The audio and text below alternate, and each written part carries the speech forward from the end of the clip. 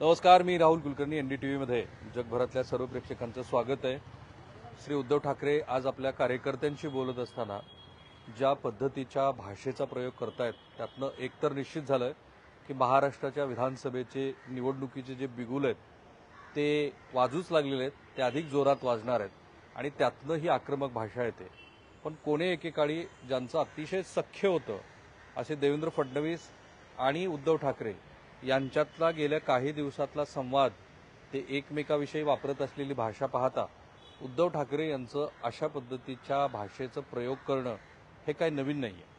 पण त्याबरोबरच ज्या उद्धव ठाकरे यांनी आजपर्यंत नरेंद्र मोदी यांच्यावरती तशी थेटपणे टीका करायचं टाळलेलं आहे, म्हणजे उद्धव ठाकरे यांच्या मानेचं ऑपरेशन झालं त्या काळामध्ये नरेंद्र मोदी हे त्यांची दररोज विचारपूस करत होते, किंवा नरेंद्र मोदी यांना महाविकास आघाडीचं सरकार असताना अजित पवार, अशोक चव्हाण आणि उद्धव ठाकरे हे जेव्हा भेटायला गेले त्यावेळेला त्यांची जी काही बैठक झाली ती 40 मिनिटाची स्वतंत्र अशी बैठक झाली. त्यामुळं एकीकडे महाविकास आघाडी सरकारचा प्रयोग सुरू असताना सुद्धा उद्धव ठाकरे आणि नरेंद्र मोदी यांच्यामध्ये सौहार्दाचे संबंध आहेत हे महाराष्ट्र बघत होता. ते कालपर्यंत पण टिकलेले होते. एकदा मला आठवतं की ज्यावेळेला 25 वर्षानंतरची ह्या दोन्ही पक्षाची युती तुटली त्यानंतर तुळजापूरमध्ये पहिली उद्धव ठाकरे यांची सभा झाली आणि त्या सभेमध्ये कुणीतरी शहा, ज्याचा अफजल खानाचा त्यांनी तो संदर्भ लावला होता की शहा ही महाराष्ट्रावरती फौजा घेऊन चालून येत आहेत, अशा पद्धतीचं वक्तव्य उद्धव ठाकरे यांनी केलं होतं आणि एका अर्थाने मुस्लिम राज्यकर्त्यांशी अमित शहा यांचा संबंध जोडला होता. पण ह्या सगळ्या 7-8 वर्षाच्या प्रवासामध्ये जी गोष्ट प्रकर्षाने उद्धव ठाकरे यांनी टाळली होती ती नरेंद्र मोदी यांच्यावरती थेट टीका करणं. पण आता असं दिसतं आहे की नरेंद्र मोदी आणि अमित शहा यांची गुरमी उतरवण्याची जी भाषा उद्धव ठाकरे करतायत त्यानंतर 2019च्या निवडणुकीची लढाई ही आरपारची असणार आहे हे आता स्पष्ट झालंय. असं की लोकसभा निवडणुकीचं जर विश्लेषण तुम्ही केलं तर आत्ताच्या ह्याच भाषणामध्ये जे उद्धव ठाकरे म्हणतायत की आपल्यासोबत बरेच लोक येत आहेत, मुस्लिम पण येत आहेत आणि ख्रिश्चन पण येत आहेत, म्हणजे ह्या देशातला जो अल्पसंख्याक आहे तो अल्पसंख्याक उद्धव ठाकरे यांच्या पक्षाबरोबर येतो आहे आणि ते दिसलं पण आहे लोकसभा निवडणुकीमध्ये. पण तरी सुद्धा उद्धव ठाकरे यांच्या पक्षाला लोकसभा निवडणुकीमध्ये जे अपेक्षित यश मिळणं अपेक्षित होतं तसं मिळालेलं नाही. काँग्रेस पक्षाला तुलनेनं उद्धव ठाकरे यांच्या चेहऱ्याचा खूप मोठा फायदा झाला, ज्याला आपण इंग्रजीमध्ये कन्सॉलिडेशन ऑफ वोट म्हणतो तसं एकत्रीकरण मताचं झालं आणि त्याच्यामध्ये बहुतांश कारण हे उद्धव ठाकरे यांनी भारतीय जनता पार्टीच्या विरोधामध्ये घेतलेली कठोर अशी भूमिका होती. आणि तुम्हाला आठवत असेल तर ज्याला आपण हायपर लोकल म्हणतो अशा पद्धतीच्या निवडणुकीकडं लोकसभेची निवडणूक जाईल हे प्रकर्षानं पाहिलं गेलं आणि त्यातला एनिमी नंबर 1 हा श्री देवेंद्र फडणवीस होते.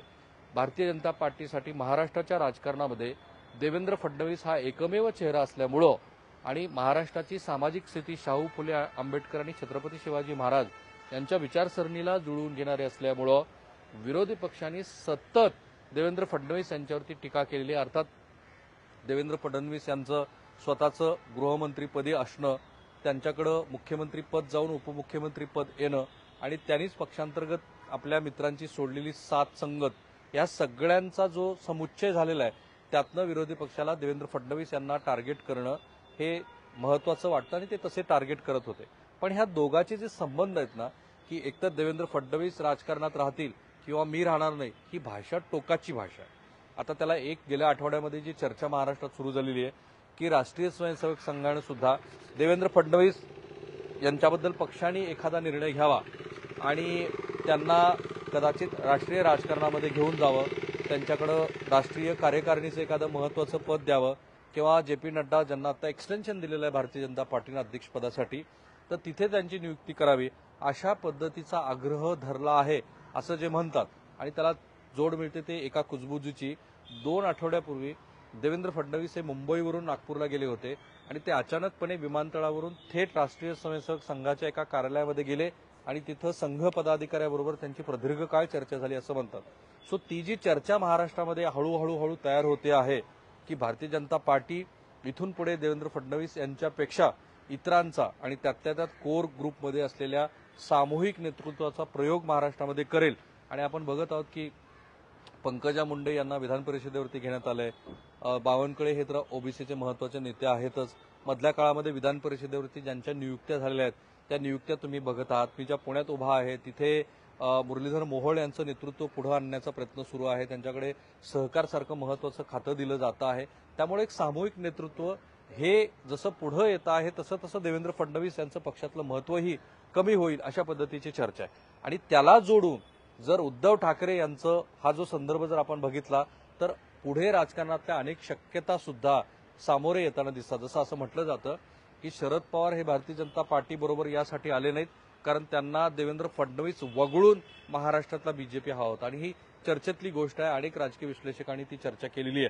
असं म्हणतात की 2019ला ज्या वेळेला उद्धव ठाकरे यांना देवेंद्र फडणवीस फोन करत होते त्यावेळेला त्यांनी फोन घेतला नाही.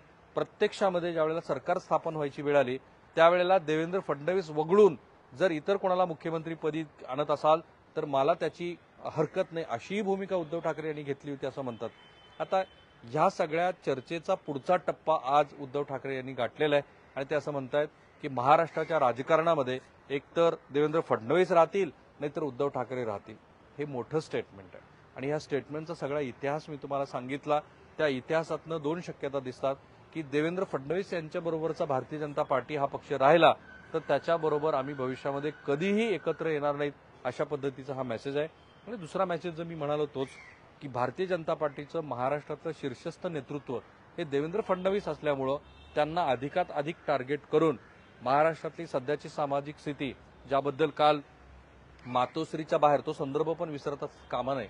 मातोश्रीच्या बाहेर ज्यावेळेला मराठा समाजाचं आंदोलन सुरू झालं त्यावेळेला देवेंद्र फडणवीस जोपर्यंत महाराष्ट्रामध्ये आहेत तोपर्यंत मराठा समाजाला आरक्षणाचा लाभ होणार नाही अशा पद्धतीची वक्तव्य कालही आली आणि आजही श्री संजय राऊत यांनी अशा पद्धतीचं वक्तव्य केलं. त्यामुळे हे एक मोठ्या राजकारणाचा भाग आहे की देवेंद्र फडणवीस यांना टार्गेट करून भारतीय जनता पार्टीचं मानसिक खच्चीकरण करायचं किंवा भारतीय जनता पार्टीच्या मतात किती घट घडवून आणता येईल ती घडवून आणायची हा त्यातला एक भाग आहे. पण मला जास्तच सरप्राइझिंग हे वाटलं की यापूर्वी कधीही नरेंद्र मोदी यांच्याबद्दल न बोलणारे उद्धव ठाकरे हे अधिक कडवटपणाची भाषा वापरतायत. तो संदर्भही आजच्याच भाषणातला आहे की अधिकात अधिक अल्पसंख्याक आणि इतरांची जर मतं हवी असतील तर अल्पसंख्याक आणि इतरांच्या दृष्टीनं जे एनिमी नंबर 1 आहेत म्हणजेच नरेंद्र मोदी आहेत त्यांच्यावरती सडकून टीका करायची आणि त्या टीकेतनं जो आपला एक नवा जनाधार ते शोधतायत. कारण कोर हिंदुत्ववादी वोटर काही प्रमाणामध्ये उद्धव ठाकरे यांना सोडून गेलेला आहे. हे मुंबईमध्ये एकनाथ शिंदे यांना मिळालेलं यश अर्थात एकनाथ शिंदे यांच्याकडे धनुष्यबाण चिन्ह आहे हे विसरून चालणार नाही. ते जे यश आहे ते यश पाहता जो नवा मतदार उद्धव ठाकरे यांच्या शिवसेनेकडे येतो आहे तो जनाधार अधिक वाढवायचा असेल तर तुम्हाला नरेंद्र मोदी यांच्याबद्दल सुद्धा अधिक टीकेची धार वाढवावी लागेल. हेच आजच्या उद्धव ठाकरे यांच्या भाषणाचा अर्थ आहे. थांबूया आपण इथे. महाराष्ट्र विधानसभेचे बिगुल जसे जसे वाचतील तसे प्रत्येक छोट्या छोट्या गोष्टीचं विश्लेषण करणं फार गरजेचं आहे आणि ते करत असताना त्यातले मधले जे भाग आहेत ते आपण 2 मुद्द्यातनं घेत असतो. मला खात्री आहे की या व्हिडिओनंतर सुद्धा तुमच्या मनातल्या अनेक प्रश्नांची उकल झालेली नाही. त्यामुळे ज्या प्रश्नांची उकल झालेली नाही ते प्रश्न ह्या व्हिडिओच्या कमेंट बॉक्समध्ये जरूर टाका. मी आणि NDTV सर्व सोशल मीडिया प्लॅटफॉर्मवरती आहोत. युट्यूबला आहोत, आम्ही ट्विटरवरती आहोत, इन्स्टावरती आहोत आणि ऑब्व्हियसली फेसबुकवरती आहोत. आम्हाला फॉलो करायला लागा आणि तुमच्या महत्त्वाच्या सूचना जरूर कळवा. थांबूया आपण इथे.